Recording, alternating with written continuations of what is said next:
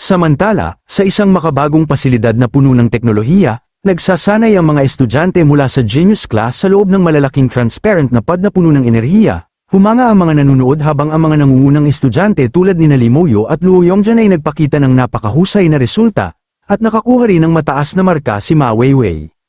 Pagkatapos ng sesyon, sinabi ng isang guro sa klase na napakahirap ng naging pagsasanay kaya dapat muna silang magpahinga.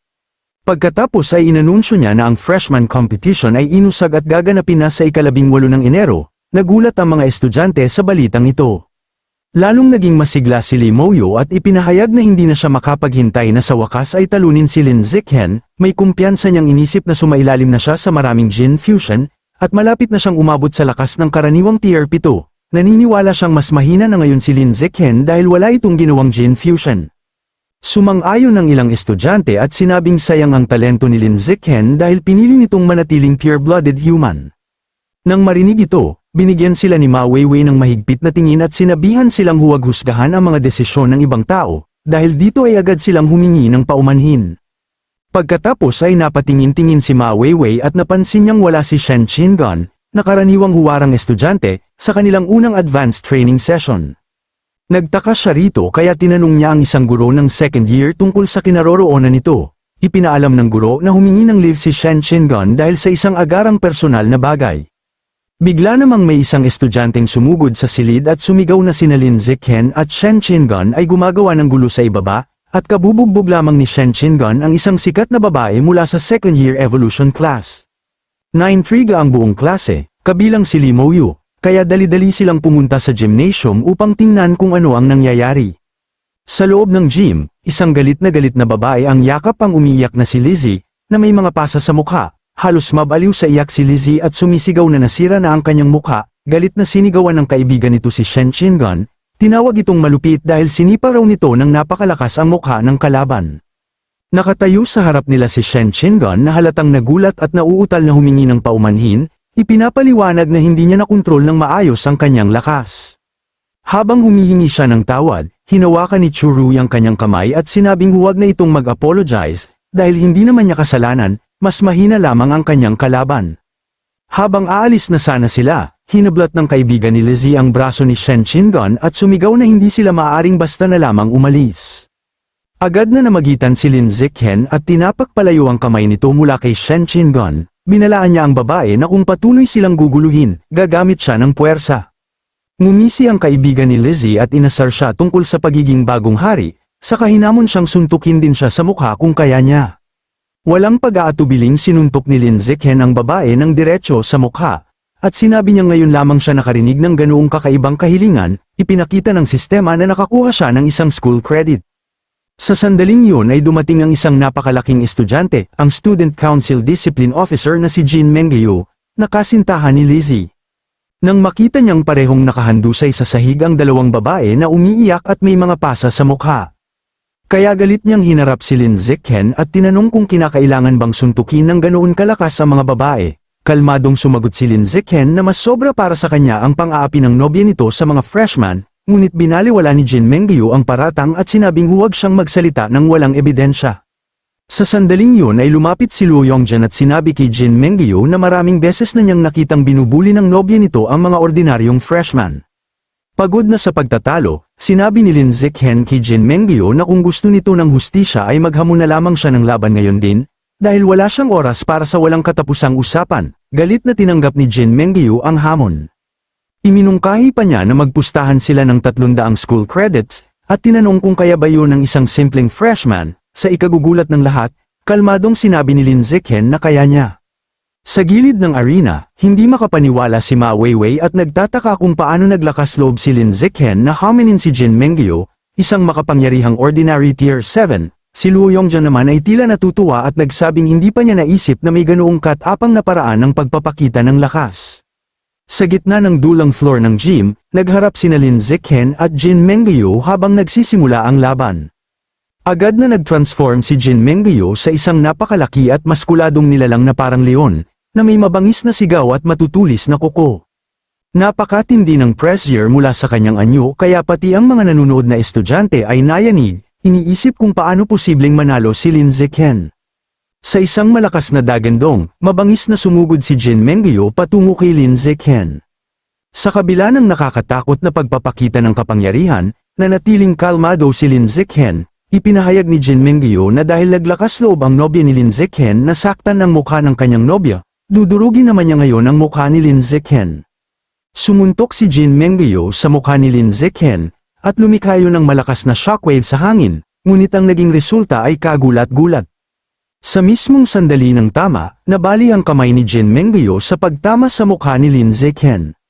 Bumagsak sa tuhod ang malahayop na senior habang hawak ang durog niyang kamay at sumisigaw sa matinding sakit.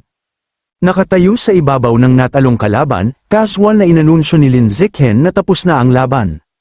Pagkatapos ay sinipa niya ito ng malakas, dahilan upang lumipad ang napakalaking katawan ni Jin Mengyo sa kabilang dulo ng gym at bumagsak sa mga bakanteng upuan ng manonood. Napuno ng nakabibinging katahimikan ang buong gym, may mapait na ngiting sinabi ni Luo Yongjian na tila pamilyar sa kanya ang ganitong eksena, habang si Limo Yu naman ay tuluyang napahiya at namula ang mukha matapos masaksihan ang napakalakas na kapangyarihang iyon. Sa sobrang galit, agad na tinawagan ni Limo Yu ang kanyang lolo, sinabi niya na kailangan niyang mag-fuse sa pangalawang Beast Jin, dahil kinabukasan, determinado siyang maging mas malakas. Pagkatapos ng laban ay kinausap ni Lin Zichen ang buong student body, ipinahayag niya na mula ngayon ay tatanggap siya ng bayad ng mga kahilingan upang lumaban kapalit ng ibang tao, nilinaw niya na hindi mahalaga kung freshman man o senior ang kliyente, basta magbabayad ng school credits, tutulungan niya silang haminin ang kahit sinong kalaban. Pagkarinig nito, kumislap ang mga mata ni Luo Yongjian at masigla niyang sinabi na tunay na hari si Lin Zichen, at nais pa niyang maging alagad nito. Samantala, nagkakaroon ng pulong ang Student Council, galit na galit ang mga miyembro dahil sa nangyaring insidente, nagreklamo sila na masyadong mayabang si Lin Zichen at wala itong respeto sa autoridad, nagkasundo silang ang kanyang ginawa ay direktang hamon sa kanilang kapangyarihan, kaya kailangan siyang parusahan. Isa sa mga babae ang lumingon sa Pangulo at tinanong kung ano ang opinyon nito tungkol sa bagong proxy fighting service ni Lin Zichen. Ang Pangulo na si Zhou Hong ay tumingin ng may madilim na ekspresyon at sinabi na si Lin Zichen ay parang bagong silang naguya na hindi pa natatakot sa tigre. Sa pamamagitan ni Chu Rui, nakuha ni Lin Zichen ang kanyang unang proxy fighting job, umupo siya kasama ang kliyente, isang babaeng may kulay rosas na buhok na nagngangalang Hu Yingli, kasama sina Shen Qingan at Chu Rui. Ipinaliwanag ni Hu Yingli na binubuli siya ng isang senior na si Huang Jiaman, na ninakaw pa ang kanyang mamahaling damit at mga bag. Nagagawa raw ito ng bully dahil ang kapatid nitong si Huang Jiro ay miyembro ng Student Council, ang trabaho ay nagkakahalaga ng 11 credits, at may first credit referral fee para kay Chu Rui. Hindi nagtagal, hinarap ni Lin Zichen si Huang Jiaman, sinubukan siyang takutin ng babae sa pamamagitan ng pagbanggit sa kapatid nito, ngunit agad nagbago ang kanyang ugali nang makilala niya si Lin Zichen, ang kilalang bagong hari. Makalipas iyon, sa loob ng isang dorm room, nagmamakaawa ang takot na si Huang Jiaman kay Lin Zichen na huwag siyang saktan, lalo na sa mukha. Lumingon si Lin Zichen kay Shen Qingan at sinabi rito na siya na ang baalang humarap sa bully, inunat ni Shen Qingan ang kanyang balikat at sinabing naiintindihan niya. Habang tinititigan siya ni Shen Qingan, sumigaw si Huang Jiaman na tumigil ito at iginiit na hindi siya maaaring saktan. Sa huling desperadong pagbabanta, umiiyak niyang sinabi na kung kahit isang hibla ng kanyang buhok ay mawala, papagbabayarin ng kanyang kapatid si Shen Qingan. Biglang may malakas na boses na umalingaw-ngaw, nagtatanong kung sino ang naglalakas loob na hawakan ang kanyang kapatid. Sumugod papasok si Huang Jiro, isang ordinary tier 7, kasama ang dalawa pang estudyante. Agad tumakbo si Huang Jiaman sa tabi ng kanyang kapatid at nagsimulang umiyak, nagsisinungaling na wala siyang ginawang masama at na si Lin Zichen ang biglang dumating upang mangbuli sa kanya. Galit na hinarap ni Huang Jiro si Lin Zichen at inakusahan siyang samobra na, ngunit sa halip na lumaban, sinubukan niyang tapusin ang konfrontasyon, sinabi niyang palalagpasin nila ito sa pagkakataong ito, ngunit binalaan siyang huwag na silang muling gambalain. Nanatiling tahimik si Lin Zichen habang napatingin sa kanya si Shen Qingan na may pagtataka. Nalito ang mga kaibigan ni Huang Jiro sa mahinahong tono nito at inisip nilang natatakot ito sa bagong hari, nadismaya pa sila dahil mukhang walang mangyayaring laban. Ngunit wala talagang balak umalis si Lin Zichen, may malamig na ekspresyon, simpleng utos lamang ang ibinigay niya kay Shen Qingan, sinabi niyang ituloy nito ang gagawin. Agad sumang-ayon si Shen Qingan at sumugod kay Huang Jiaman. Sa sobrang takot, sinubukan ni Huang Jiaman na tumakas habang sumisigaw sa kapatid na iligtas siya. Ngunit habang gumagalaw siya, naging asul ang buhok ni Shen Qingan at nabalot siya ng aura ng tubig. Gamit ang kanyang kapangyarihan, pinahinto niya si Huang Jiaman sa mismong kinatatayuan nito, dahilan upang manginig ang bully at hindi makagalaw. Nang makita ang kanyang kapatid na walang magawa, galit na sumigaw si Huang Jiro na naghahanap sila ng kamatayan at sumugod kay Shen Qingan. Ngunit bago pa siya makalapit, pinakawalan ni Lin Zichen ang napakalakas na alon ng kapangyarihan na nagpabasag sa sahig sa paligid niya. Kahit hindi siya gumagalaw, ang napakalakas na biopressure ay bumagsak kay Huang Jiro at sa mga kaibigan nito. Agad silang napahinto, nabigla silang lahat. Sa takot, naisip ni Huang Jiro kung nakaharap ba siya sa isang mataas na antas na nilalang. Ang napakalakas na puwersa ay dumurog sa tatlong estudyante sa sahig. Pinipigilan silang makagalaw. Sa isip ni Huang Jiro, tiyak na may makapangyarihang master na lihim na sumusuporta kay Lin Zichen. Habang nakadapa sa sahig si Huang Jiro at ang kanyang mga kaibigan, tumalon si Shen Qingan sa ere at nagpakawala ng isang malakas na sipa na tumama kay Huang Jiaman, dahilan upang bumagsak ito sa sahig na tuluyang talo, habang naguguluhan si Huang Jiro sa nangyari sa kanyang sitwasyon. Pagkaraan, sa opisina ng Student Council, iniulat ni Huang Jiro ang insidente kay President Zhou Hong. Ipinaliwanag niyang naramdaman nilang lahat ang napakalakas na biopressure, na sa tingin nila ay nagmula sa isang high-level expert, na pagpasyahan nilang si Lin Zichen ay nagiging napakayabang dahil may malakas na taga-suporta ito. Pagkatapos makinig, pinayuhan ni Zhou Hong ang kanyang mga miyembro na dahil hindi nila alam kung sino ang sumusuporta kay Lin Zichen, mas mabuting iwasan muna nila ito at obserbahan lamang. Dagdag pa niya, kung hindi man maiiwasan ang alitan, magbigay lamang ng babala at iwasan ang pisikal na labanan. Sumang-ayon naman ang lahat. Sa ibang opisina naman, nagrereklamo si Din Majian kay Mo Dongji na nagkakagulo na ang buong campus. Sinisisi niya ang kaguluhan sa proxy fighting service ni Lin Zichen at tinanong kung ideya ba yun ni Mo Dongji. Kalmado niyang sinagot na hindi yun kanyang ideya. Ngunit idinagdag niya na sa totoo lang ay nagugustuhan niya ang ginagawa ni Lin Zichen. Naniniwala siya na matagal nang inaapi ng Student Council ang ibang mga estudyante na nakakasama sa pangmatagalang pag-unlad ng paaralan. Sa sobrang inis, nanginginig si Din Mao Shen, habang sinabi ni Mo Dongji na panahon na upang masira ang matagal nang nakatigil na sitwasyong ito. Samantala, 20,000 metros sa ilalim ng lungsod ng Shanghai, sa kailaliman ng lupa, nakatayo sina Lord Rat God, ang Divine Envoy, at ang napakalaking Green Monster sa harap ng isang kumakabog na lilang rift. Ipinaliwanag ng Divine Envoy na ang biological passage patungo sa source site number 36 ay matatag na ngayon. Ipinahayag niya na maaari na nilang simulan ng paglipat ng mga aberrant beasts mula sa kabilang panig. Gayunpaman, nilinaw niya na sa ngayon ay maaari lamang nilang ipadaan ang mga nilalang na mas mababa sa high-level tier. Ang bagong bukas na lagusan ay hindi pa ganap na napapatibay, at kung magdadala sila ng mas makapangyarihang nilalang ay maaaring gumuho ang portal. Nagpatawag ang Divine Envoy ng isang staff at binalaan ang lahat na mag-focus dahil magsisimula na ang transportasyon. Sinimulan niya ang isang ritual, gamit ang staff upang gumuhit ng mga kumikislap na lilang rune na itinuro niya patungo sa portal. Habang inilalabas niya ang kanyang kapangyarihan, sumigaw siya upang buksan ang portal, at agad na sumiklab ang rift ng napakalakas na madilim na lilang enerhiya. Mula sa loob nito ay nagsimulang lumabas ang isang hukbo ng mga halimaw, kabilang ang mga dragon na may maraming ulo at mga napakalaking malaunggoy na nilalang. Hindi nagtagal, isang hukbo ng 300 aberrant beasts ang matagumpay na nailipat. Tinanong nila ang Divine Envoy kung ipagpapatuloy pa ba nila ang transportasyon.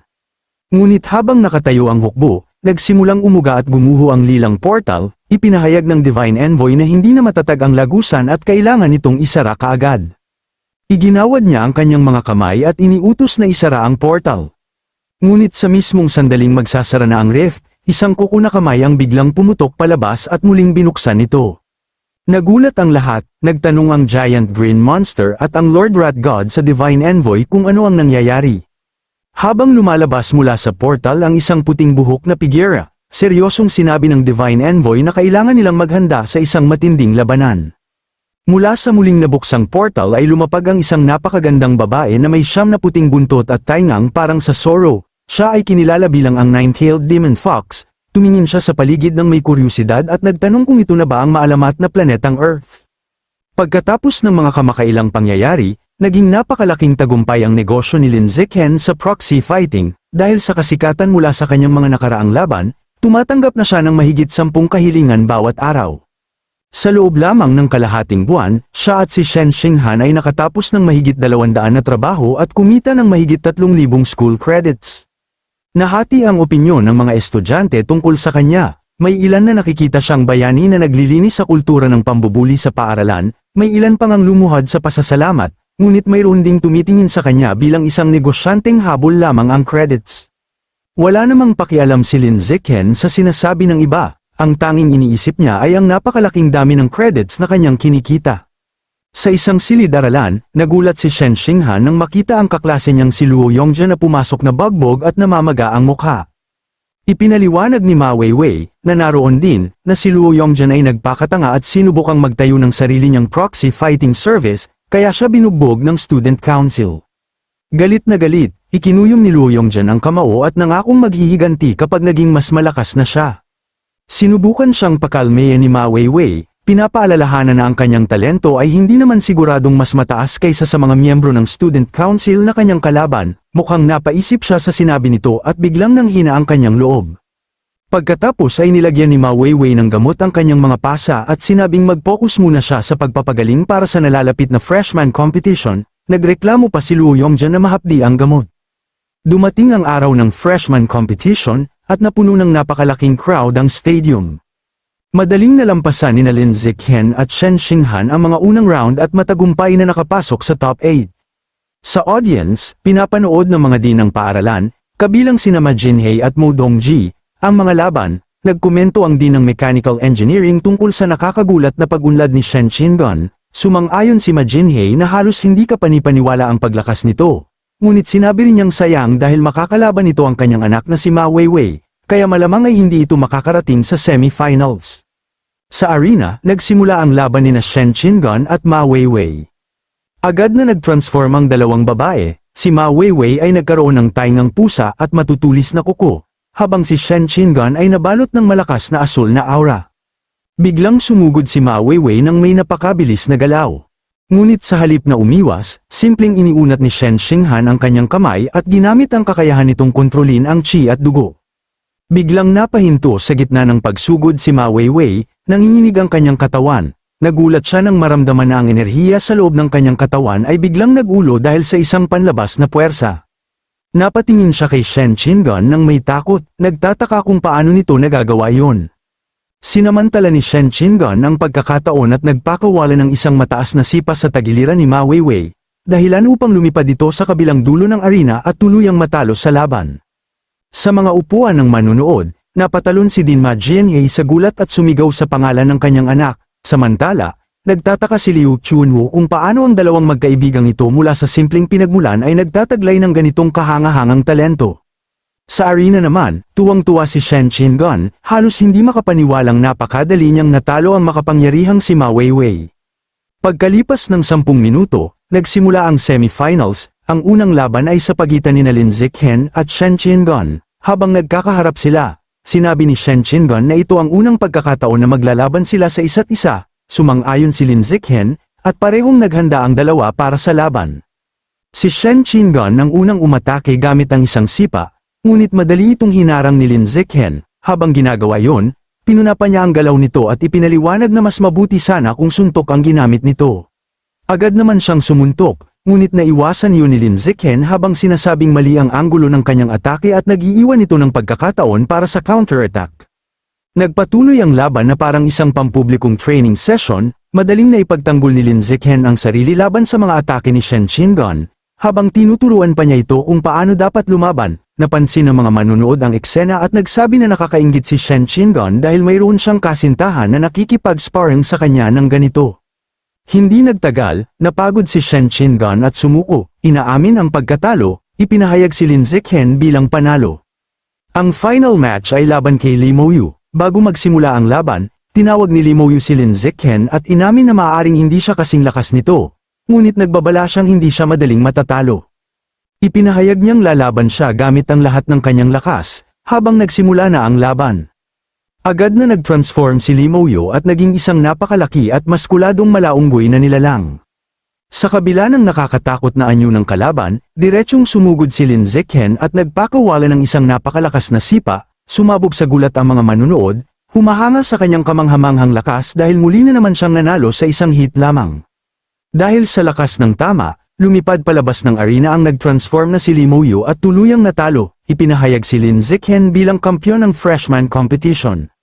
Pagkatapos ng laban, kinausap ni Mo Dongji ang mga manunood at opisyal na tinapos ang kaganapan. Sinabi niya na bukod sa school credits na matatanggap ng top 8, ang top 5 finishers ay iimbitahan sa isang espesyal na winter training camp.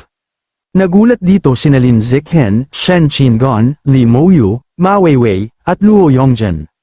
Ipinaliwanag ni Mo Dongji na gaganapin ang training camp sa military headquarters sa Nanjing Province, ang parehong distrito na nagbabantay sa source site number 36. Sinabi niyang magsisimula ito pagkalipas ng 10 araw, at siya mismo ang magdadala sa kanila roon. Napaisip si Lin Zichen, lalo na tungkol sa koneksyon ng military base sa source site. Samantala, sa isang rooftop na nakatanaw sa lungsod, nakikipag-usap ang Nine-Tailed Demon Fox sa Divine Envoy. Sinabi niya na dahil matagal nang matatag ang plant god cult nito sa Earth, siguradong may alam itong mga gwapong lalaki. Inihayag niya na ang pangunahing dahilan ng pagpunta niya sa Earth ay upang maghanap ng kapareha. Magalang na sumagot ang Divine Envoy na may kilala siyang binata na perpektong tumutugma sa kanyang hinahanap, ipinaliwanag niyang hindi lamang ito gwapo, kundi mayroon ding napakalakas na pisikal na katawan, pagkatapos ay ipinakita niya sa kanyang cellphone ang larawan ni Lin Zichen. Isang mapang akit ng ngiti ang lumitaw sa mukha ng Nine-Tailed Demon Fox habang tinitingnan ang larawan, at iniutos niya sa Divine Envoy na sabihin ang lahat ng impormasyon tungkol sa lalaking iyon. Makalipas ang ilang panahon, dumating ang araw ng espesyal na training, dinala ni Mo Dongji ang 5 estudyante sa pamamagitan ng helicopter patungo sa military headquarters sa Nanjing Province. Paglapag nila, nakita nila ang ilang tao na naghihintay sa kanila na nakasuot ng advanced mechanical suits. Ipinaliwanag na ang espesyal na training na ito ay isang malakihang kaganapan. Bukod sa top 5 students mula sa Shanghai University, kalahok din ang top 5 mula sa Kyoto University, pati na ang mga elite young members ng military at ng isang organisasyong tinatawag na Mecha God Group. Sa lupa, masiglang itinuro ni Luo Yongzhen ang isang napakalaking pulang mech. Sinabi niya sa iba na ang combat power nito ay sinasabing kapantay ng isang rare level expert, at ang mga mech na ito ay ginawa ng Mecha God Group. Biglang may tumawag kina Lin Zichen at Shen Qingon, kaya nagulat silang napalingon. Isang binatang nakasuot ng makinis na itim na mechanical suit ang lumapit sa kanila. Siya si Zhang Kai at tinanong kung sila ba ang mga kinatawan mula sa Shanghai University, kinumpirma yun ni Lin Zichen. Nagulat si Zhang Kai nang makita si Shen Qingon, naalala niya na noong middle school, mabilis itong napapagod kahit ilang ikot lang ng takbo, kaya hindi siya makapaniwala na isa na ito ngayon sa top 5 freshmen. Ipinaliwanag ni Lin Zichen na may napakataas na compatibility sa Jin Fusion si Shen Xinghan, kaya naging mas makapangyarihan ito matapos ang proseso. Bilang dating top scorer sa buong probinsya, humanga si Zhang Kai at sinabi kung gaano nakalakas si Shen Qingon ngayon. Pinuri rin siya ni Shen Qingon pabalik, sinasabing kung kinakatawan niya ang makapangyarihang Mecha God Group, siguradong mas lumakas din siya. Ipinaliwanag ni Zhang Kai na dahil sa mataas niyang compatibility sa mechanical modifications, sumailalim siya sa iba't ibang eksperimento na malaki ang naitulong sa pagpapalakas ng kanyang katawan. Ipinakita pa niya ang isang kumikinang na mechanical gauntlet sa kanyang kamay. Pagkatapos ay sinabi niyang may iba pa siyang aasikasuhin at magkikita na lamang sila bukas sa training ground. Bago siya umalis, nagpaalam na din ang dalawa. Dahil gabi na, iminungkahi ni Luo Yongzhen na pumunta sila sa cafeteria upang kumain. Sa loob ng maluwang na dining hall, masayang sinabi ni Shen Qingon kay Lin Zichen na napakasarap ng pagkain, at mas masarap pa kaysa sa cafeteria ng kanilang paaralan. Kumuha siya ng isang piraso ng pagkain at isinubo kay Lin Zichen, hinihiling na tikman ito. Tinanggap ni Lin Zichen ang kagat at sumang-ayon na masarap nga ito, habang pinapanood ni Lee Mo-yu at Luo Yongzhen ang kanilang public display of affection, halata ang kanilang inis. Sinubukan ni Lee Mo-yu na makisabay at pabirong hiniling kay Ma Weiwei na subuan siya ng isang piraso ng tofu, diretsahan naman siyang sinabihan ni Ma Weiwei na lumayas. Biglang may tumawag sa pangalan ni Lee Mo-yu, kaya napalingon siya ng may inis na ekspresyon. Ngunit nagulat siya nang makita kung sino ang lumapit sa kanilang mesa. 2 binata ang nakatayo sa harap nila. Ang blonde na lalaki ay may mapanghamak ng ngiti habang tinatawag si Lee Mo-yu na isang traidor mula sa Kyoto, samantala, ang lalaking may kulay lilang buhok ay kinutya siya, tinatawag siyang basura na dati nilang madaling talunin. Sa sobrang galit, tumayo si Lee Mo-yu at sumagot na hindi na tulad ng dati ang mga bagay ngayon. Tinawanan lamang ito ng blonde na lalaki, at sinabing mula nang piliin ni Lee Mo-yu na pumasok sa Shanghai University, nakatakda na malampasan siya ng lakas nito at ng isa pang tao na nagngangalang Qin Chuan. Pagkatapos ay hinamon ng ube na buhok si Lee Mo-yu ng laban sa labas, ngumiti si Lee Mo-yu at agad na tinanggap ang hamon. Mabilis na nakatawag ng pansin ang confrontation, ang ibang kumakain sa cafeteria ay tumigil sa pagkain at nagmadaling lumabas, sabik na masaksihan ang labanan sa pagitan ng isang henyo mula sa Kyoto University at isang henyo mula sa Shanghai University. Sa labas, buong kumpiyansang sinabi ni Lee Mo-yu sa dalawa niyang kalaban na sabay na silang umatake, dahil masasayang lang ang oras kung isa-isa pa niya silang tatalunin. Sumagot ang lalaking ube ang buhok na hindi na yun kailangan, dahil nasigaw mo ay sapat na upang durugin siya. Agad siyang tumalon at lumapag sa harap ng kanyang kalaban. Tumawa si Lee Mo-yu at kinutya si Gao Mo bilang isang palaging talunan, pagkatapos ay nag-transform sa kanyang makapangyarihang anyong puting unggoy. Sa loob-loob niya ay kampante siya, naalala niya na noong nakaraang linggo ay nag-fuse siya sa Jin ng Shadow Knight Cat, kaya naniniwala siyang nabawasan na ang dati niyang kahinaan sa bilis, at imposible nang matalo siya ni Gao Mo. Bilang tugon, nag-transform din si Gao Mo. Nababalutan ang katawan niya ng matigas na malabalibong kulay lila na baluti.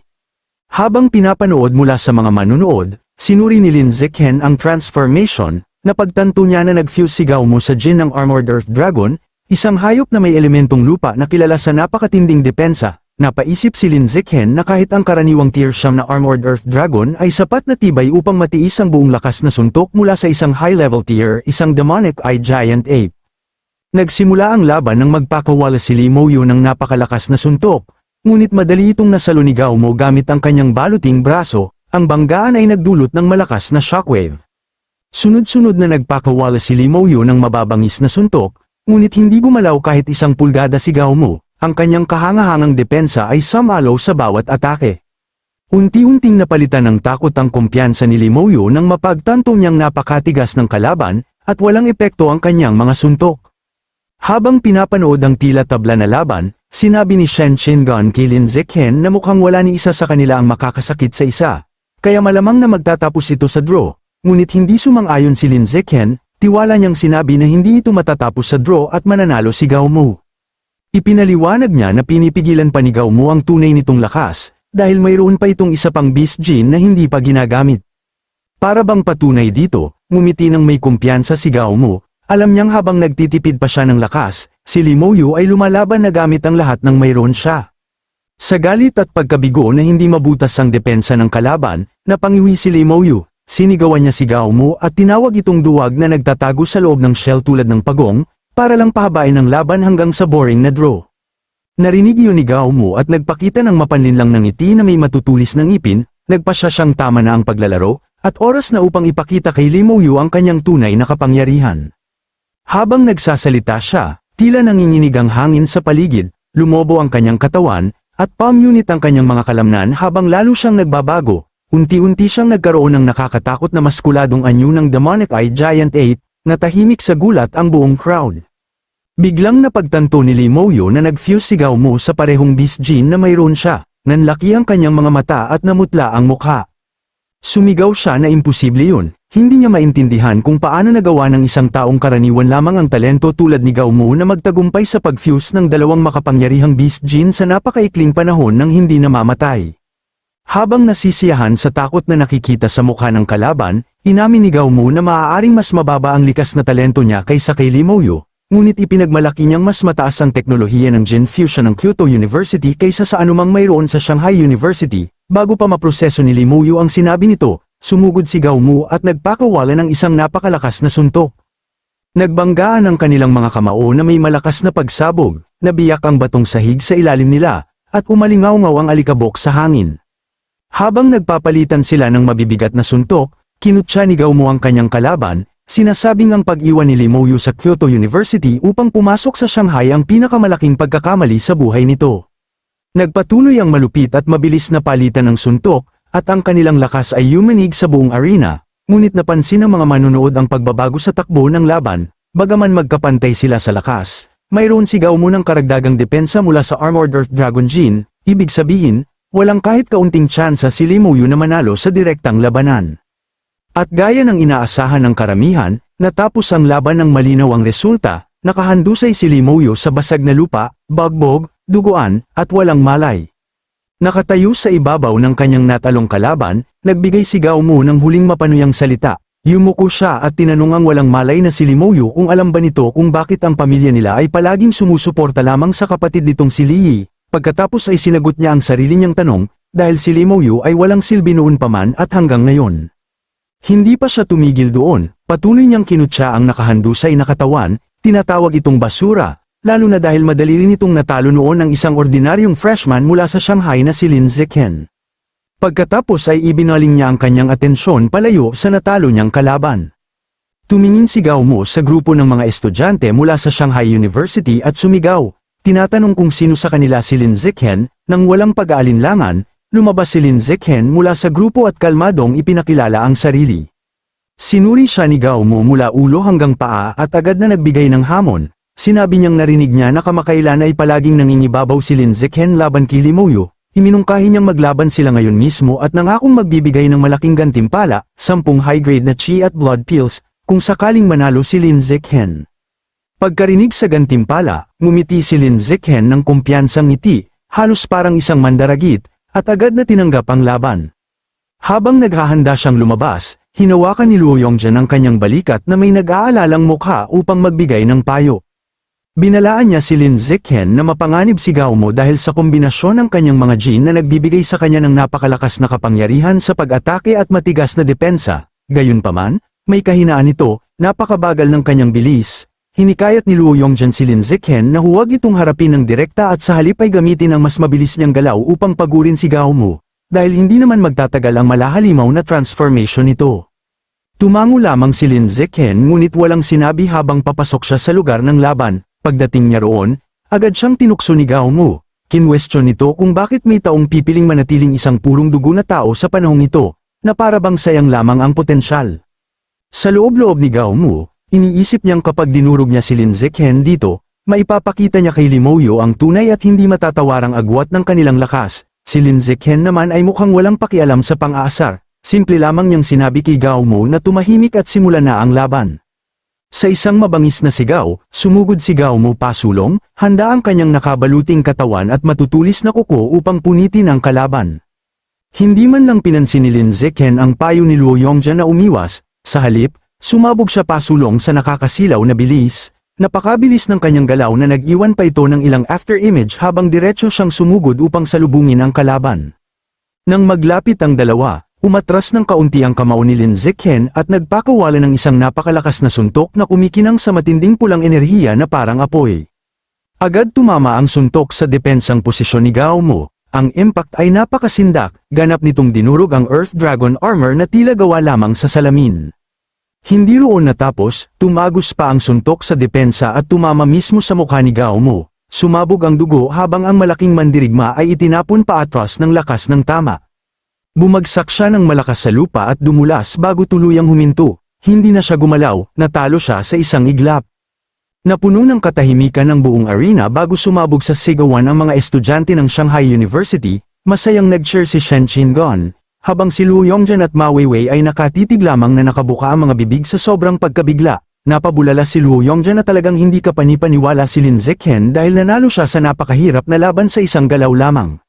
Samantala, sa gitna ng mga manunood, nanginginig sa takot ang kasamahan ni Gao Mu mula sa Kyoto University, sa isip niya, hindi naman gaanong mas malakas ang sarili niyang lakas kumpara kay Gao Mu. Kung haharap siya sa halimaw na tulad ni Lin Zichen, marahil ay hindi siya tatagal ng higit sa 2 suntok. Sa sandaling yun, may bagong figurang tumalon sa ibabaw ng ulo ng mga tao, na agad umagaw ng pansin ng lahat. Isa itong sundalo na nagsalita ng malakas, sinabi niyang inaasahan niyang ang kompetisyon ngayong taon ay magiging laban sa pagitan ng militar at ng Mechagod Group, ngunit aminado siyang nagulat siya nang makita ang isang henyo tulad ni Lin Zichen na lumitaw mula sa Shanghai University. Marahang lumapag ang sundalo sa arena at ipinakilala ang sarili bilang si Zhao Yuanzong, isang 19 anyos na kinatawan ng militar. May seryosong ekspresyon siyang formal na hinamon si Lin Zichen sa isang laban. Kalmadong tumugon si Lin Zichen sa biglaang hamon, sinuri niya ang sundalo mula ulo hanggang paa at sinabi na handa naman siyang makipag-spar, ngunit hindi niya sasayangin ang mahalagang oras at lakas kung walang gantimpala. Nauunawaan ang kondisyon, agad na nag-alok si Zhao Yuanzong ng isang mahalagang spirit fruit, ipinaliwanag niyang nagkakahalaga ito ng 1.5 milyon at napakahusay para sa pagpapalakas ng qi at dugo.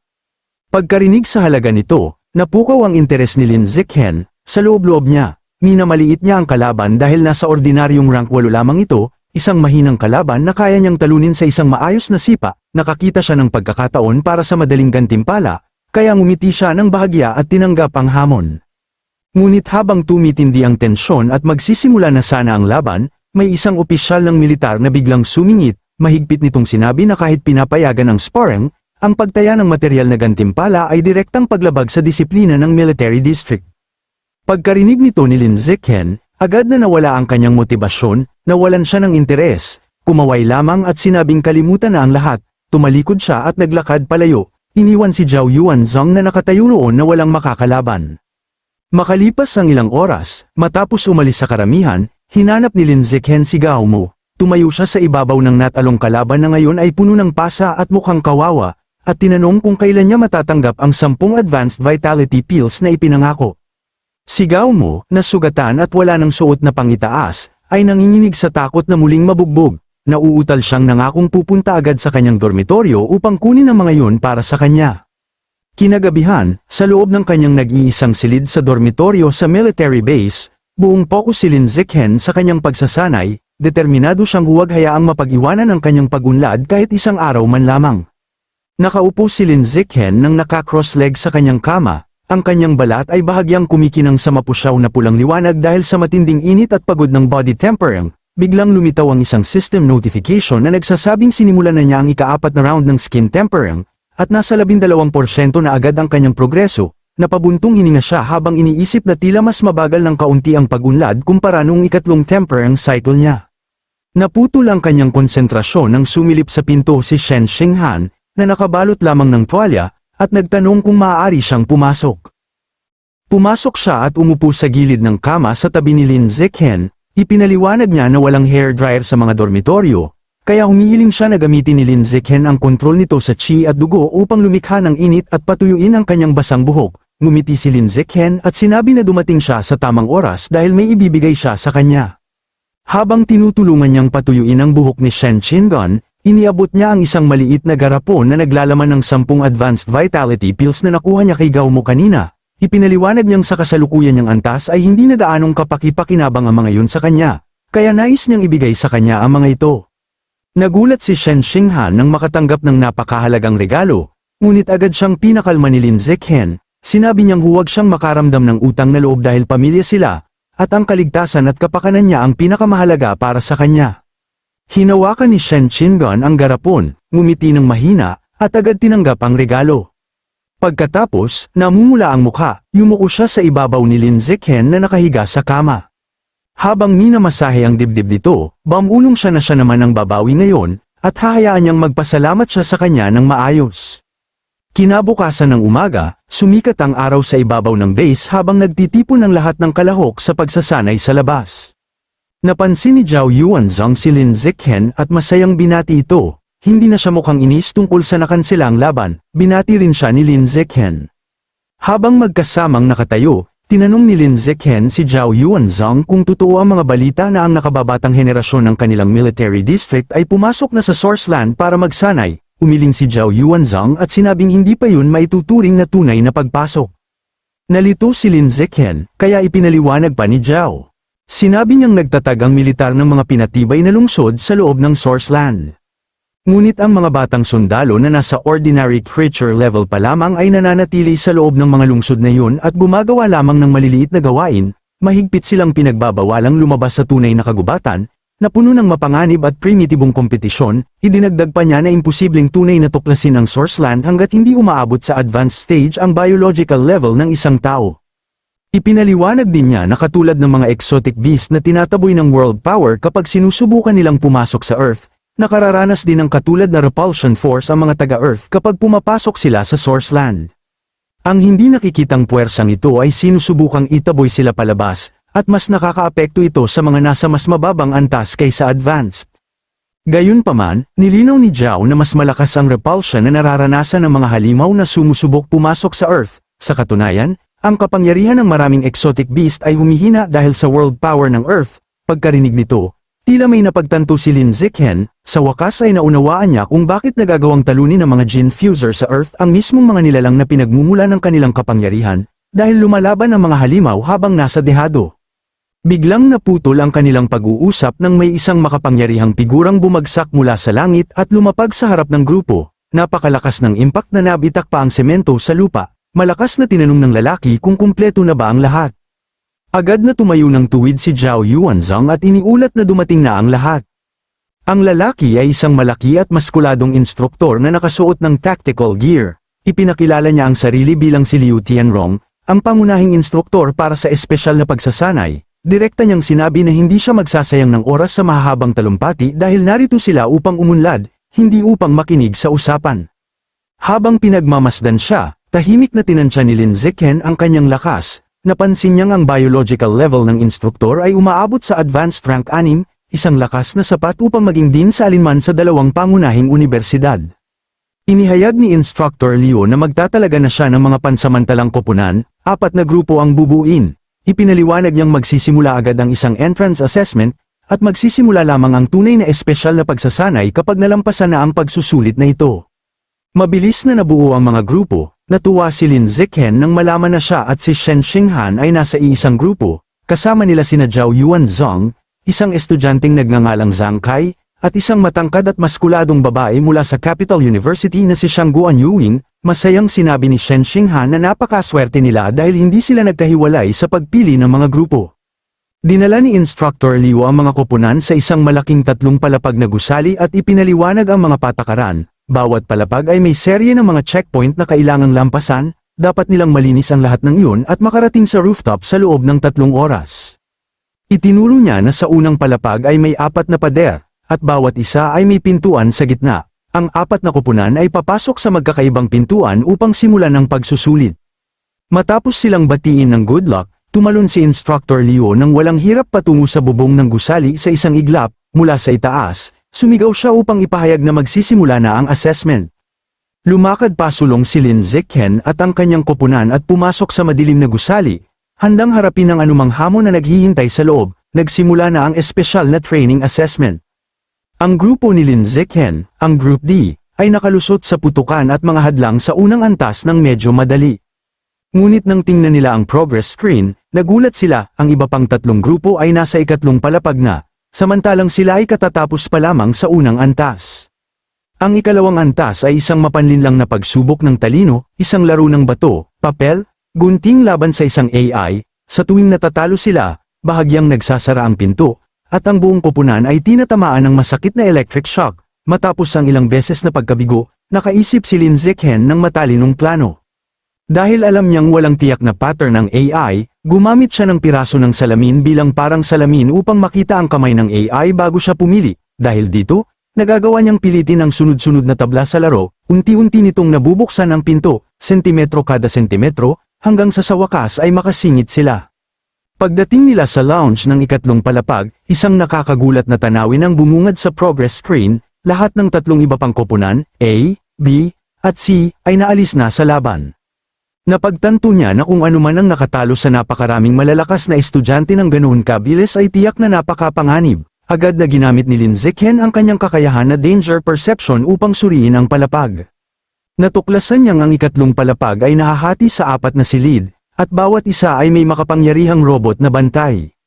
Batay sa mga bakas ng dugo at mga sirang bahagi na nakakalat sa sahig, malinaw na ang mga robot na ito ay may napakalakas na depensa at opensiba, at sila ang dahilan kung bakit nalipol ang ibang mga koponan. Sa kabila ng malinaw na panganib, kumpiyansang pinangunahan ni Lin Zichen ang kanyang grupo papasok sa isa sa mga silid. Ang 5 sa kanila ay sabay-sabay na tumayo, kaharap ang napakalaking robot na nagsisilbing tagapagbantay ng antas. Habang naghahanda ang koponan para sa laban, biglang umilo ang nag-iisang pulang mata ng robot. Walang babala, agad itong nagpaputok, nagpakawala ng ulan ng bala mula sa mga kanya na nakakabit sa braso nito. Sinabi ni Zhao Yuanzhang na mag-ingat sila. Binabalaan silang gumagamit ang robot ng armor-piercing rounds na madaling makabasag ng kanilang mga buto. nagkanya-kanya sila ng takbo upang maghanap ng takip. Iminungkahi ni Zhang Kai na hintayin na lamang nilang maubusan ng bala ang robot bago umatake. Ngunit mabilis na nawala ang pag-asa na yun habang patuloy ang walang tigil na pag-atake ng robot, na pinupunit ang kanilang mga pinagtataguan, na pagtanto ni Lin Zichen at Shen Qingan na napakarami ng bala ng robot, kailangan nilang umatake agad, kung hindi ay tuluyan silang malalantad. Sa harap ng nakakatakot na kapangyarihan ng robot, natarante si Shang Guan Yuing, iminungkahi niyang sumuko na lang sila, dahil kung natalo na ang lahat ng ibang koponan, wala raw silang pag-asa. Ngunit tumanggi si Zhao Yuanzhang na umatras, sinabi niyang gaano man ito kahirap, hindi sila maaaring sumuko, kung hindi ay haharap sila sa galit ng instruktor dahil sa kanilang kaduwagan. Sumang-ayon si Shen Qingan, at idinagdag niyang lubos ang kanyang tiwala na sa pamumuno ni Lin Zichen, kaya nilang malampasan ang antas na ito. Dahil muling nagkaroon ng lakas ng loob ang koponan, naglatag ng bagong plano si Zhao Yuanzhang, siya at si Lin Zichen, na nasa pinakamagandang kondisyon, ang aatake ng harapan sa robot, samantala, sina Zhang Kai, Shen Qingan, at Shang Guan Yuing ay magbibigay ng suporta mula sa malayo. Sa sandaling maayos ang plano, biglang lumabas mula sa kanilang pinagtataguan sina Zhao Yuanzhang at Lin Zichen, sumugod sa robot mula sa magkaibang direksyon habang patuloy itong nagpapaputok. Habang sila'y sumusugod, naghagis si Zhang Kai ng 2 thermal sensing smoke grenades upang bigyan sila ng oras. Sinabi niyang magtago sila sa lilang usok dahil haarangan nito ang thermal sensors ng robot at itatago ang kanilang posisyon. Kasabay nito, pinakawalan ni Shen Qingan ang kanyang kapangyarihan. Sinabi niya na papabagalin niya ang galaw ng robot. Ginamit niya ang kanyang mental abilities upang manipulahin ang mga likido sa loob ng sistema ng robot, na nagdulot ng malfunction at nagpabagal sa reaksyon nito. Dahil napinsala ang sensors at bilis ng robot, umabante si Shang Guan Yuing bilang decoy, mahusay na iniiwasan ng mga bala upang makuha ang atensyon nito. Nang makita ang pagkakataon, binago ni Zhao Yuanzhang ang kanyang braso, binalutan ito ng matulis na baluting parang bato. Tumalon siya pasulong at malakas na sinuntok ang ulo ng robot. Ngunit hindi kapani-paniwala ang depensa ng robot, napaatras si Zhao Yuanzhang sa gulat at sakit habang nagkabitak ang kanyang nakabaluting kamao dahil sa lakas ng tama, at naramdaman niyang nabali ang mga buto sa kanyang braso. Agad namang sumunod sa pag-atake si Lin Zichen, tumalon siya sa ere at nagpakawala ng malakas na sipa sa katawan ng robot, napansin niyang ang lakas ng robot ay tila nasa pinakamataas na antas ng ordinaryong rank 8, ngunit tulad ng suntok ni Zhao, halos walang epekto ang sipa sa makapal na baluti ng makina. Sugatan at galit na sumigaw si Zhao Yuanzhang, sinasabing napakalakas ng depensa nito para mabasag nila, iginiit niyang kailangan nilang umatras at magpagaling muna bago muling umatake. Ngunit habang sila'y magre-retiro na sana, naglabas ang robot ng bagong sandata. Isang kumukutitap na asul na energy blade ang nabuo mula sa kamay nito. Nagulat si Zhao Yuanzhang at desperadong sumigaw, tumakbo na sila, napagtanto niyang nakabawi na ang thermal sensors ng robot at nakikita na sila sa loob ng usok. Bigla itong sumugod, tinarget ang walang kam-alay-malay na si Shen Qingan, itinaas nito ang napakalaking energy sword, handang ibagsak ito. Habang sumisigaw ang kanyang mga kasama upang baluan siya, kumilos si Lin Zichen sa isang iglap, hinablat niya si Shen Qingan at tumalon palayo, nailigtas siya sa mismong sandali na bumagsak ang talam ng robot sa sahig kung saan siya nakatayo. Dahil sa napakalakas na kalaban, nawasak ang moral ng koponan, napaupo si Shang Guan Yuing sa sahig habang umiiyak, kumbinsidong wala silang paraan upang manalo. Patuloy na hinabol ng robot si Lin Zichen habang buhat niya si Shen Qingan papunta sa ligtas na lugar. Pagkababa niya rito, kalmado niyang sinuri ang sitwasyon, sa isip niya, nasa hangganan na ng kanilang pisikal na lakas ang lahat, at tapos na ang pagsasanay ni Shen Qingan, doon niya isiniwalat sa sarili na ginagamit niya ang nakamamatay na laban na ito bilang isang pagsasanay para sa kanya. Ngunit ngayon ay napagpasyahan niyang sobra na ito, ipinahayag niya na oras na upang tapusin ang antas. Buong kumpiyansa siyang sumugod pasulong upang salubungin ang susunod na pag-atake ng robot, handang siya mismo ang wakas sa laban. Samantala, sa bubungan ng gusali ng pagsasanay, ginagamot ang mga sugatang estudyante mula sa unang 3 koponan, nag-uusap-usap sila habang nagrereklamo kung gaano kakaibang lakas ng robot sa ikatlong antas, at nagtataka kung paano yun malalampasan ng sinuman. May isang estudyante pang nagsabi na marahil sadyang ginawa ang pagsubok na imposible, para lamang maipakita ng mga instruktor ang kanilang kapangyarihan. Magkakatabing nakaupo sina Gao Mo, Li Muyu, Ma Weiwei, at Luo Yongjian, na pawang bagbog at sugatan. Habang pinag-uusapan ng sitwasyon, nagtaka si Gao Mo kung ano na ang nangyayari sa Group D. Dahil hindi pa rin sila lumalabas, ayon sa kanila, pinakamahina na nga ang koponan ni Lin Zichen at sila pa ang pinakahuli. Kaya wala silang pag-asang magtagumpay. Biglang yumanig ang bubungan dahil sa isang napakalakas na pagsabog, dahilan upang mataranta ang mga estudyante habang iniisip kung lindol ba yun. Samantala, si Instructor Lu Shenrong at ang iba pang instruktor ay napatitig sa matinding pagkabigla sa pinagmulan ng kaguluhan. Bumagsak sa gitna ng bubong ang naputol at kumikislap na ulo ng parehong robot na tumalo sa kanilang lahat. Sa isang pribadong observation room, pinapanood ni Mo Dongji at ng isang mataas na ranggong babaeng opisyal ng militar ang mga pangyayari sa monitor. Pinuna ni Mo Dongji ang pagsubok, sinasabing ang paglalagay ng robot na may kapangyarihan ng peak ordinary rank 8 laban sa mga estudyante ay malinaw na idinisenyo upang sila'y mabigo.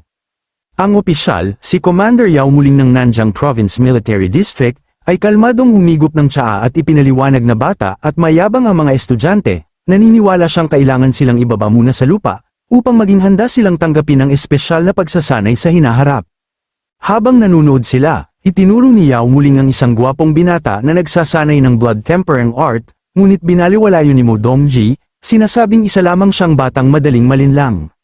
Naputol ang kanilang pag-uusap nang makita nila si Lin Zichen na nagpakawala ng isang napakalakas na suntok na tuluyang sumira sa robot.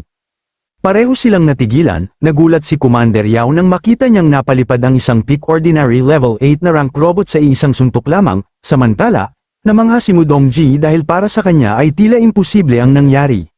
Di nagtagal, ang walang ulong katawan ng robot ay bumagsak mula sa kisame papunta sa testing room, bumabaroon sina Mo Dongji at Commander Yao Muling upang harapin si Lin Zichen at ang kanyang koponan.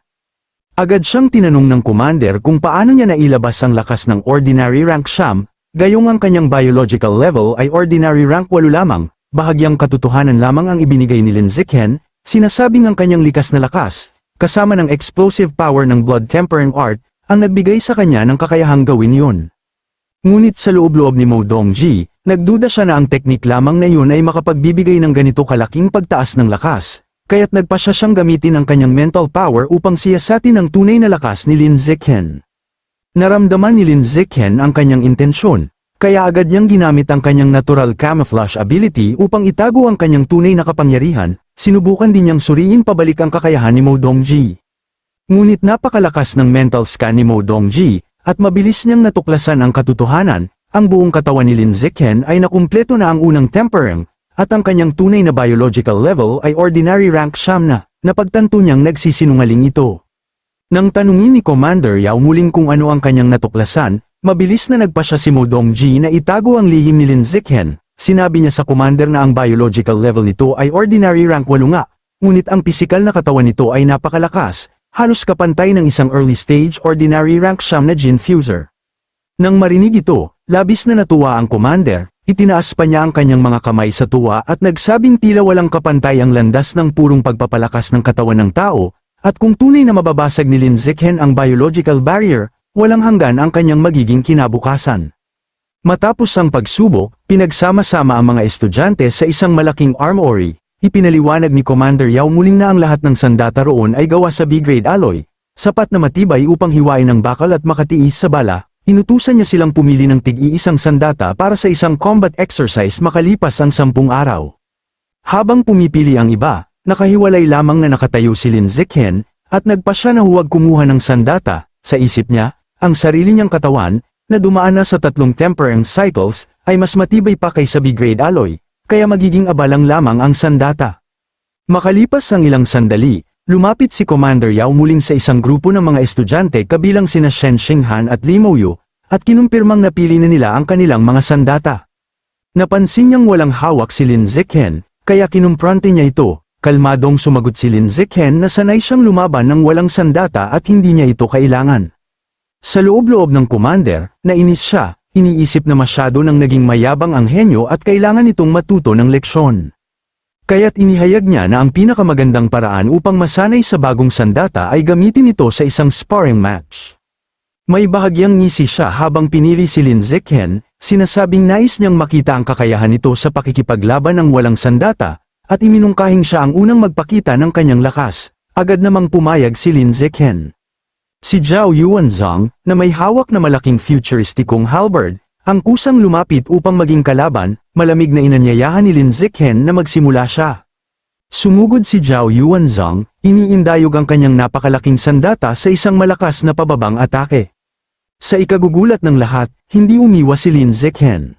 Sa halip, hinawakan niya ang talam ng halberd gamit ang kanyang hubad na kamay, at agad itong napahinto sa isang bahagyang pisil lamang. Unti-unting lumitaw ang mga bitak sa talam na gawa sa B-grade alloy, at napatingin si Zhao Yuanzhang nang hindi makapaniwala habang nadudurog ang kanyang sandata sa kamay ni Lin Zichen. Ang halberd ay nabasag sa pira-piraso, at si Lin Zichen ay nakatayong kalmado sa ibabaw ng mga durog na labi nito. Kalmadong tinanong ni Lin Zichen kung sino ang susunod. Ang mga estudyanteng nakapaligid ay tuluyang natulala, nagtataka kung paano nagawa ng isang tao na durugin ang B-grade alloy gamit lamang ang hubad na kamay. Matapos ang kahangahangang pagpapakitang yon, may bagong humamon, isang babae mula sa Mechagod Group na nagngangalang Zhu Shishi ang lumutang pababa gamit ang jetbots. Suot ang isang makapangyarihang puting mekanikal na armor, hinamon niya si Lin Zichen at tinanong kung may lakas ng loob ba itong harapin ang isang enhanced armor-piercing bullet. Nag-alala si Zhang Kai at agad na binalaan si Lin Zichen na huwag tanggapin ang hamon, ipinaliwanag niyang napakadelikado nito, dahil kayang batasin ng mga bala ang 10 sentimetro ng solidong bakal mula sa layong 10 metro. Sa kabila ng babala, hindi natinag si Lin Zichen at kalmadong tinanggap ang hamon. Para sa kaligtasan, sinabi ni Zhu Shishi na hindi siya target sa mga vital point, at iminungkahi na saluhin na lang ni Lin Zichen ang bala gamit ang bukas na palad. Pumayag si Lin Zichen habang pinapagana ni Zhu Shishi ang arm cannon ng kanyang armor. Tinanong niya kung handa na ito, tahimik lamang na iniunat ni Lin Zichen ang kanyang kamay at sinabing magpatuloy na siya. Agad siyang nagpaputok sa napakalapit na distansya, at nagdulot ito ng malakas na pagsabog. Napaisip ang mga nanunood kung nabutas ba ang kamay ni Lin Zichen. Ngunit nang mawala ang usok, isang nakakagulat na eksena ang nakita, ganap na nadurog ang mekanikal na braso ni Zhu Shishi, napagtanto ng lahat na napakatibay ng palad ni Lin Zichen kaya hindi ito nabutas ng armor-piercing bullet, dahil nabara ang bala, sumabog ito sa loob ng sandata, na siyang sumira dito mula sa loob, napahinto si Zhu Shishi sa matinding pagkabigla. Samantala ang iba pang mga estudyante ay namangha sa halos hindi kapani-pani walang lakas na ipinakita ni Lin Zichen, may ilan pang nagsabi ng malakas na marahil ang mga purong dugo na tao tulad niya ang tunay na kinabukasan ng sangkatauhan. Samantala, napangiti ng malaki si Commander Yao Muling, iniisip na si Lin Zichen ay hindi lamang isang henyo, kundi isang henyong higit pa sa lahat. Pagkatapos ng pagpapakitang yon, hindi na nakialam ang mga instruktor sa kanyang personal na pagsasanay. Habang ang iba ay natutong gamitin ang kanilang mga bagong sandata, ginamit ni Lin Zichen ang kanyang libreng oras upang pagtuunan ng pansin ang blood tempering art, at sinimulan ang kanyang ika-4 na cycle ng body tempering. Ang susunod na bahagi ng kampo ay ang pagsasanay sa mga espesyal at futuristikong pod na idinisenyo upang palakasin ang chi, dugo, at espiritual na kapangyarihan ng gumagamit. Lumabas si Shen Qingan mula sa kanyang pod na pagod, ngunit nakamit niya ang kamanghamanghang resulta. Ang kanyang chi at dugo ay nakayanan ng level 6 intensity, habang ang kanyang mental strength ay umabot sa level 7, na ikinamangha ng lahat. Nang siya naman ang pumasok, tinansya ni Lin Zichen ang kanyang mga limitasyon. Sa kanyang kalkulasyon, kaya ng kanyang katawan ng level 11 pod, katumbas ng lakas ng isang advanced rank 2 expert, ngunit upang hindi maghinala ang iba, sinadya niyang itakda ang makina sa level 8 lamang. Kahit nagpipigil siya, labis pa ring nagulat ang mga instruktor at estudyante nang makita na nakayanan niya ang level 8 mental training. Sa isip ni Lin Zichen, tama ang kanyang ginawa na itago ang tunay niyang kakayahan, kaya nagplano siya na bumalik ng palihim sa training room kasama si Shen Jingan sa gabing yun upang subukan ang kanyang tunay na limitasyon at malaman ang kanyang aktwal na biological level. Samantala, sa Pure Human Research Institute ng Shanghai University, mag-isang nakaupo si Song Yuyuan sa library na napapalibutan ng maraming libro. Nagreklamo siya sa sarili na dahil wala sina Lin Zichen at Din Liu Chunwu, siya ang gumagawa ng lahat ng trabaho. Bigla siyang binati ng isang tinig mula sa likuran, at napalingon siya sa gulat. Sa kanyang harapan ay ang nine-tailed demon fox, inakbayan ng makapangyarihang nilalang si Song Yuyuan at may mapanuksong ngiti na nagtanong kung alam ba nito kung nasaan si Lin Zichen. Hinablat pa siya ng demon fox sa mukha at hinayla palapit, pilit na hinihingi ang kinaroroonan ni Lin Zichen. Sa ilalim ng nakakatakot na kapangyarihan nito, kumislap ng matingkad na lila ang mga mata ni Yuyuan, at tuluyang nahipnotismo siya. walang malay niyang sinabi na si Lin Zichen ay nasa military headquarters. Kinagabihan, sa isang napakalaking at mahigpit na binabantayang base militar, palihim na lumapit sina Lin Zichen at Shen Qingon sa isang sarado na pintuan. Nerbyosong nagtanong si Shen Qingon kung masamang ideya ba ang pumasok ng walang pahintulot, ngunit kumpiyansang hinak ni Lin Zichen ang electronic password lock, sinasabing hindi siya mapipigilan ng simpleng kandado. Dahan-daang bumukas ang mabibigat na pinto, na naglantad sa mga advanced training pods. Ipinaliwanag ni Lin Zichen na gusto lang niyang subukan ang tunay niyang limitasyon ng palihim. Pumasok siya sa isa sa mga pod at itinulak ang kanyang katawan sa sukdulang hangganan, habang kumikislap ang nag-aalab na enerhiya sa kanyang katawan at kinakabahang pinapanood siya ni Shen Qingon mula sa labas. Natiis niya ang level 12 intensity sa loob ng kalahating minuto, na nagpapatunay na napakataas ng kanyang pisikal na lakas, halos nasa ikatlong yugto ng isang high-level being. Pagkatapos ay sinubukan niya ang kanyang mental limit, pinaglabanan ng matitinding mental attack sa loob ng makina habang pinapawisan ng husto sa matinding strain, natuklasan niyang ang kanyang mental strength limit ay nasa level 10. Paglabas niya sa pod, pagod ngunit nasiyahan si Lin Zichen, na pag-isip-isip niyang ang kanyang mental strength ay umabot na sa unang yugto ng high-level being, at napansin niyang mas mahalaga at mas mahirap pa itong palakasin kaysa sa pisikal na lakas. Makalipas ang ilang panahon, isang sasakyang militar ang bumibiyahe sa isang paikat-ikot na kalsadang malapit sa baybayin, napapaligiran ng mga berdeng bundok. Dumating na ang araw ng tunay na combat training, at si Lin Zichen ang itinalagang team captain para sa isang misyon, sirain ang isang lokal na sangay ng plant god cult. Sa loob ng sasakyan, sina Lin Zichen at Shen Xinghan ay nagre-review ng detalye ng misyon sa isang telepono. Nalaman nila na ang leader ng sangay ng kulto ay isang napakalakas na kalaban na sumailalim na sa dalawang Jin fusion. Habang binabasa pa nila ang impormasyon, nalaman nilang pinagsama ng leader ang kanyang katawan sa Jins ng Shadow Knight Cat at isang higanteng shark, kaya naging peak ordinary tier siyam na fighter siya, isang hakbang na lamang ang layo bago mag-evolve bilang high-level creature. Pagdating sa kanilang destinasyon, bumaba ang koponan mula sa sasakyan at napunta sa isang makapal na kagubatan. Napansin ni Shen Qingon na ang mga puno roon ay di pangkaraniwang matataas, mas malalaki pa kaysa sa mga puno sa tropical na rainforest. Sinabi naman ni Li Moyu at Mao Weiwei na ang kakaiba at sobrang lunti ang kapaligiran ay patunay na nahanap nila ang tamang lugar, ang taguan ng plant god cult. Para makapagsiyasat ng ligtas, naglabas si Zhu Shishi ng isang surveillance drone upang mag-scout sa unahan. Inutusan naman ni Lin Zichen ang buong koponan na sumunod sa drone. Habang tinitingnan ni Zhu Shishi ang video feed sa kanyang tablet, nakita niya ang isang napakalaking gusaling kawayan na nababalutan ng mga baging, mga 300 metro ang layo. Kinilala niya ito bilang pangunahing base ng kalaban. Bilang team captain, nagsimulang magbigay si Lin Zichen ng mga tactical na utos. Inutusan niya sina Zhao Yuanzhang at Gao Mu na gamitin ang kanilang armored beast Jins upang mamuno sa unahan at linisin ang daraanan para sa iba. Pagkatapos, itinalaga niya sina Zhu Shishi at Zhang Kai bilang long-range fire support, nagagamit ng kanilang advanced technology upang barilin ang mga kalaban mula sa malayo. Nang maayos na ang plano, iniutos ni Lin Zichen sa koponan na sumugod pasulong, at sabay-sabay silang tumakbo papasok sa mas malalim na bahagi ng kagubatan. Habang sumusulong sila, pinaalalahanan ni Zhao Yuanzhang ang grupo na huwag mag-alala sa paghuli ng buhay na kalaban, at binigyang diin na ang kanilang kaligtasan ang pinakamahalaga. Sumang-ayon dito si Lin Zichen.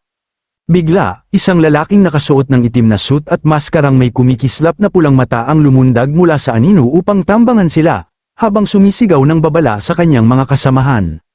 Ngunit agad na kumilos si Zhu Shishi, itinutok niya ang kanyang mechanical arm at nagpakawala ng isang eksaktong energy blast, na agad na nagpabagsak sa gwardya bago pa ito makahadlang sa kanila. Mabilis na nakarating ang koponan sa napakalaking gusaling kawayan.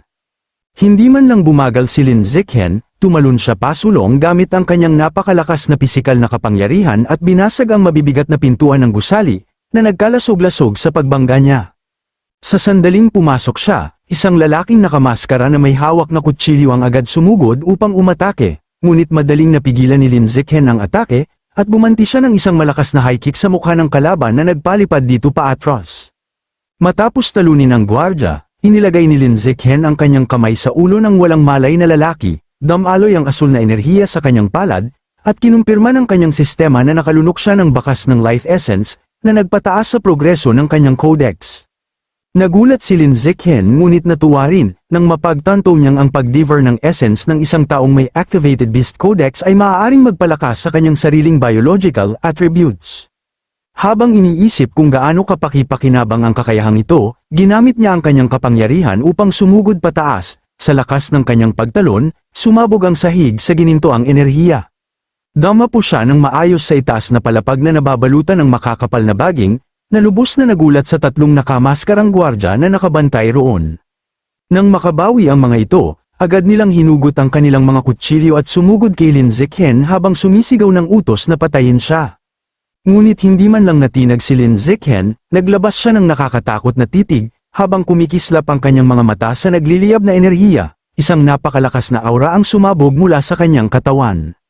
Sa lakas ng di nakikitang presyon, agad na nadurog ang paligid, lumikha ng malaking bunganga sa sahig, at madaling napabagsak ang mga umaatake. Habang nakatayo siyang matagumpay sa gitna ng umiikot na asul na enerhiya, ipinakita ng kanyang sistema ang pagtaas ng progreso ng ilang Beast Codexes, nang masiyahan na malinis na ang lugar. Nagpa siya si Lin Zichen na tingnan kung kumusta na ang iba niyang kasama. Samantala, sa ibang bahagi ng base, si Li Moyu, naganap na nag-transform sa kanyang higanteng puting unggoy na anyo, ay nahihirapan sa laban-laban sa isang napakalaking kalaban na may kulay abong buhok at kumikislap na pulang mata. Hindi na niya mapigilan ang kalaban kaya humingi siya ng tulong, at agad namang sumugod si Mao Weiwei upang tumulong sa kanya.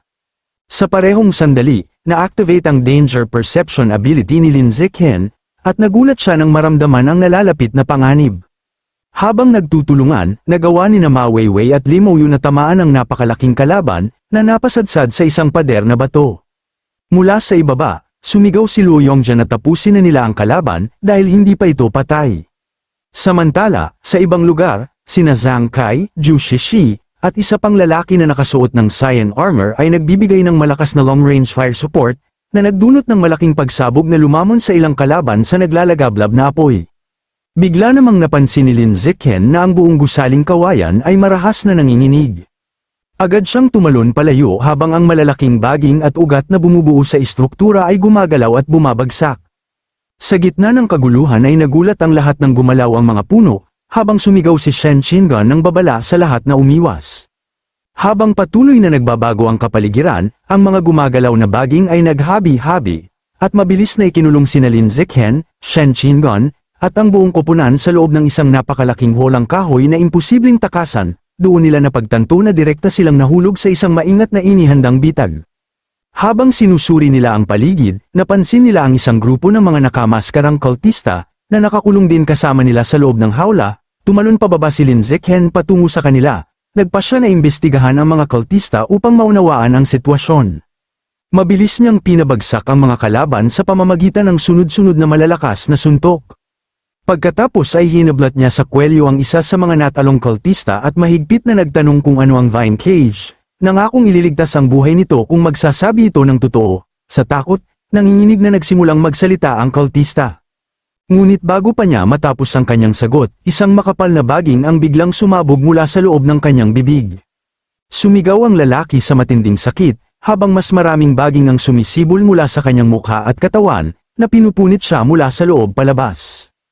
Tahimik na napatulala sina Lin Zichen, Shen Qinghan, Li Moyu, at Luo Yongjian, habang nakikita nilang ganap na nilalamon at sinisipsip ng mga baging ang kultista, na nag-iwan lamang ng tuyot at walang buhay na katawan. Agad na napagtanto ni Lin Zichen na ang nakakatakot na parasitong ito ang paraan ng Plant God Cult upang kontrolin ang kanilang mga tagasunod. Biglang umalingaw sa loob ng hawla ang tunog ng mabagal na palakpak, lumitaw ang dalawang figura na nakatayo sa ibabaw ng mga baging.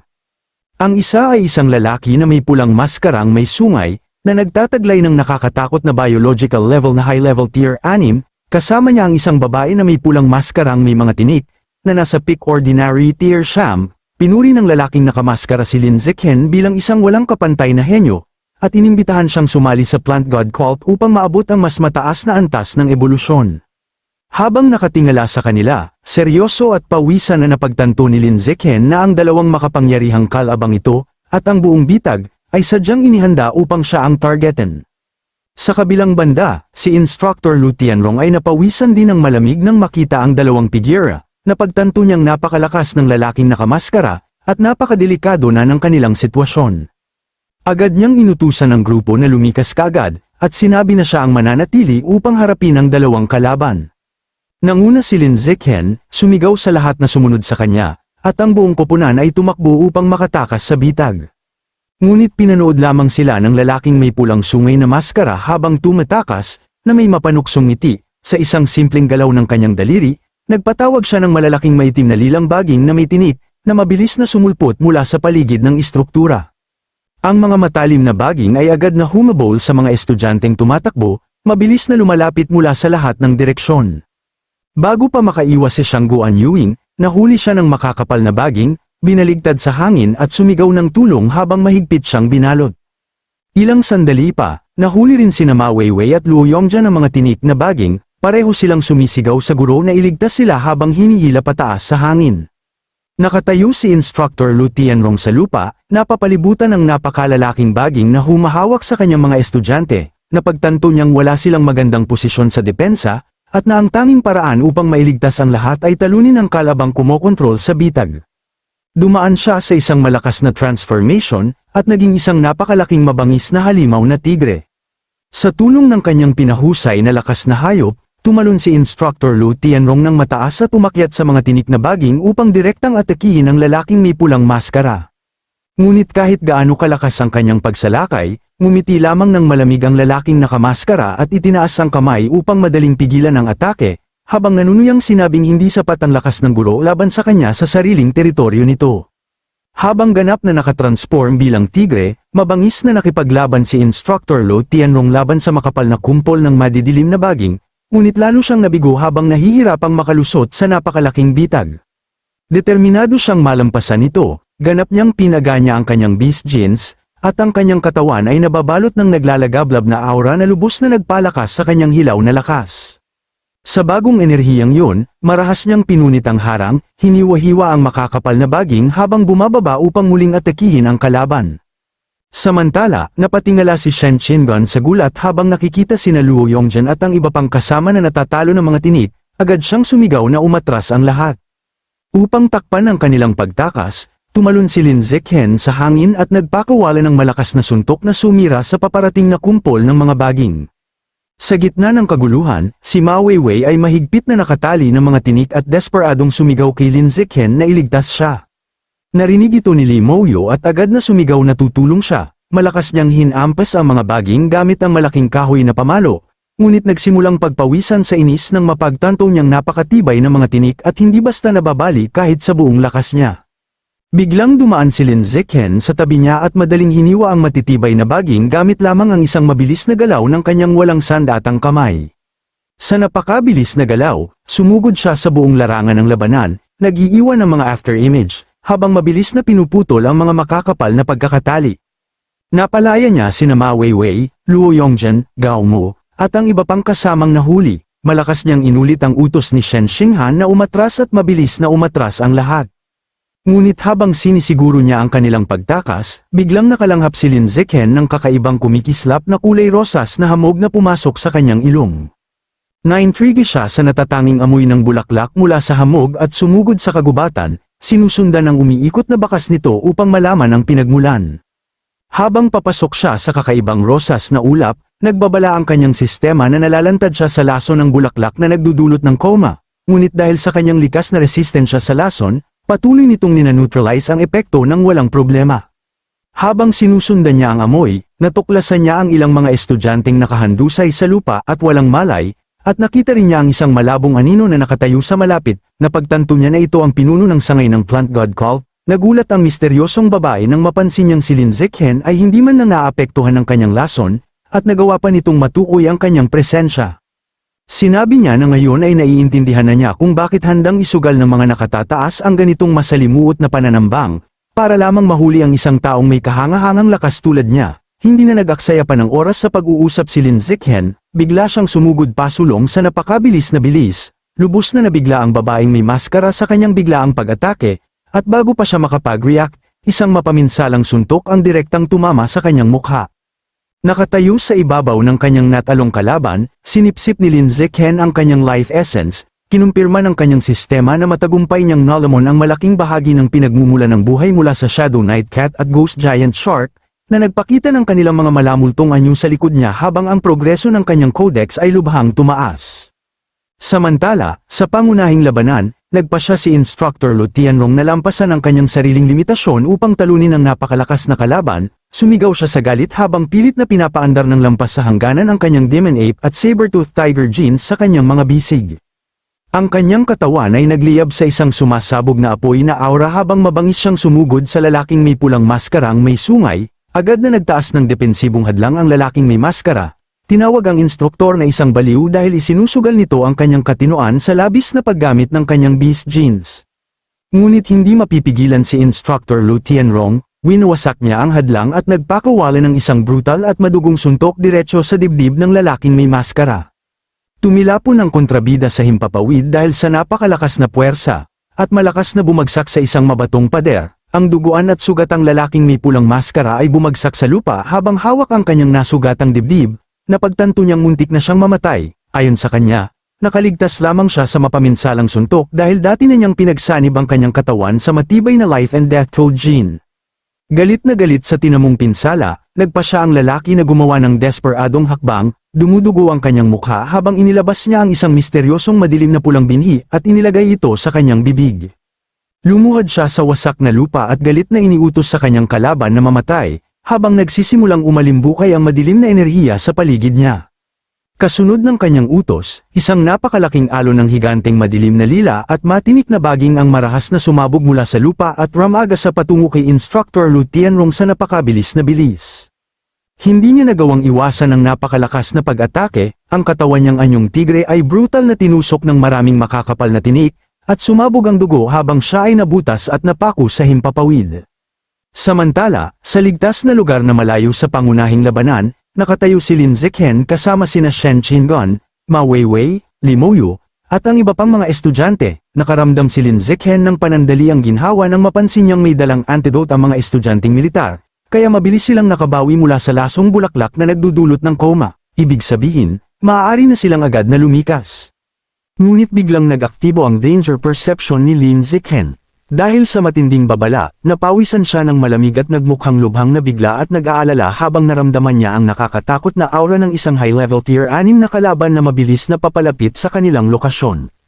Biglang sumabog palabas mula sa kagubatan sa nakabibinging bilis ang lalaking may pulang maskarang may sungay, direktang sumugod sa grupo habang may matatalim na madidilim na baging na tumutubo mula sa kanyang likod. Nang makita ang kanyang nagngangalit na paglapit, napagtanto ni Lin Zichen nang may matinding takot na si Instructor Lu Tianrong ay malamang ay patay na.